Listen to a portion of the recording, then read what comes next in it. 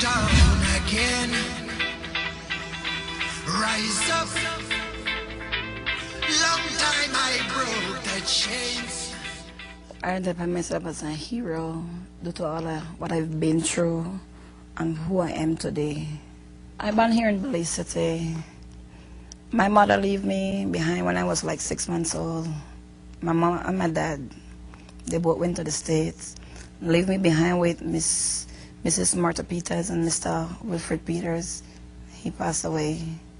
I recall at the age of 9, Miss Martha sat down with me and told me that she wasn't my mother. Because all this while coming up, I thought she was my mother, right?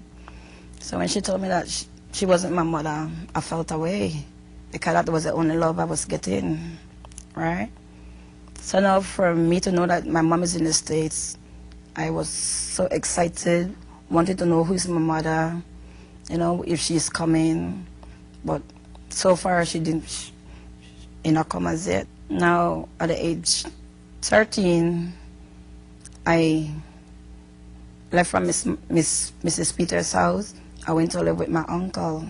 When I first heard that I have an uncle here in Belize, I wanted to know who is my uncle, because I had never yet met him. So when I went to see my uncle, he have his kids that I always want to be around, because they're more close family to me than who I raised with. So at the age 13, I asked Miss Martha if I can go and live with my uncle. She said yes. So I went to live with my uncle. At the age 13, being with my uncle, me and him went through a little dispute, so I decided to leave. But when I realized only my uncle I have here in Belize besides Miss who raised me, I didn't want to be on the street. So I decided to go to girls' home. Because me being here on the street, all I could say, well, either they kill me or I end up get pregnant or something. So to avoid that, I went in girls' home till about 17 years old. I told the lady, well, I can handle myself now if I can go on my own. And she told me yes. I leave girls' home at the age 17, had my first child at the age 18. Now I end up have 6 kids total, 3 girls, 3 boys. I have a close family member who wanted to mother 2 of my child, a boy and a girl. So I gave her the opportunity to know how to love a child. I remember one day, I never had no money, I never had no food. All I do, I look at my kids and I cry. I look at my son, my oldest son,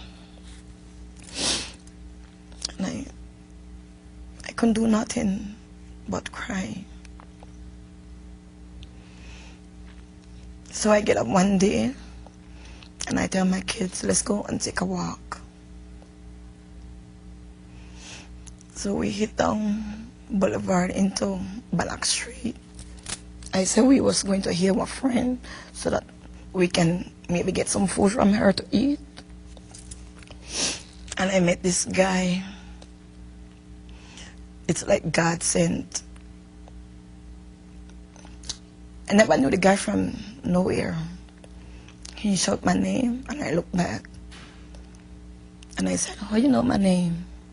He said, I know you. I said, from where? I used to work at Princess. I said, okay. And we started to talk, we talked, like hours. So I told him, I want to go home. He said, where I live? I said, well, I'm still at a friend's house right now. So he took out some money and gave me and my kids. So my oldest son looked at me and said, Mommy, he's an angel.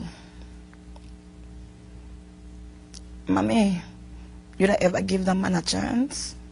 I look at him and I smile. I said, I don't know. He said, Mommy, give him a chance. He seems like a good person. So the next day, I went back, looked for this guy.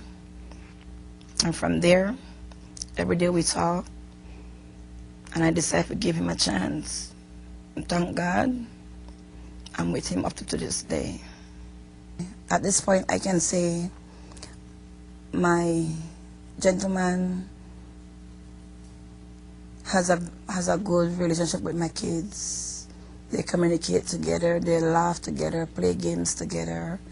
If my son has a little problem, he can sit down, talk to my gentleman. He will sit down and give him advice. My son said, "Mommy, Mr. Mullen is what we need, what we needed. No other man could have ever take his place. He's my hero. He's my kid hero."